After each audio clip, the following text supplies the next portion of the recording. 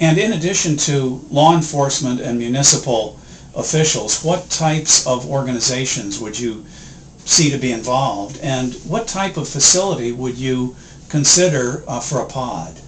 Well, in general, pods are what we call open pods or public pods, and these are open to the general public. And in general, these pods are any publicly owned building. And so for the most part, people have been planning on using schools, elementary schools, middle schools, high schools, because those are publicly owned and operated.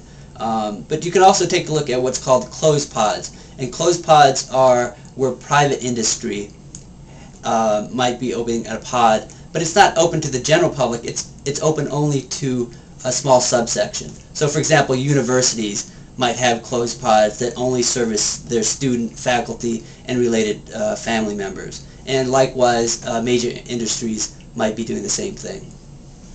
Dr. Baccam, how long does it take to complete this type of analysis? Well, there's different levels of analyses that we can do. The most initial one is really simple and only takes 2 to 3 minutes to run. But if you want to get more detailed, we can go all the way out to a microsimulation, and that's more complex, and that will take a couple days to do the analyses. But for a microsimulation, here you're physically talking about the building that you're interested in having the pod, the physical road layout, the physical layout of the parking structure. So here you're getting really into the fine details. So it's easy to start off with some of the initial analyses to find out where some of your physical bottlenecks might be, and then work your way up into saying, well, out of these 5, 6 different schools that we might have, this one might work the best, and then segue into doing a more detailed micro-simulation for that location. You've mentioned types of organizations.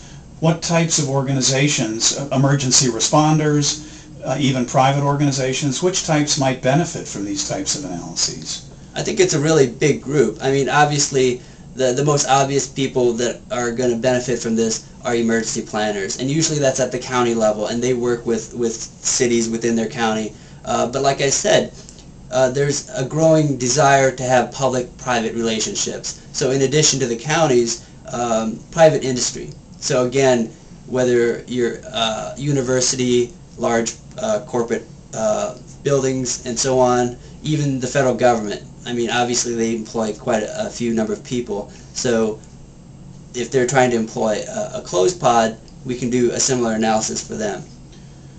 And finally, Dr. Baccam, what type of information do organizations need to provide to you for this type of analysis? Well, like I said, for the initial quick analysis, all they really need to supply us with is what their pod might look like, how many parking spaces might be available at the pod they're considering, and then an idea of the proportion of people that they expect to be either walking to the pod or driving to the pod.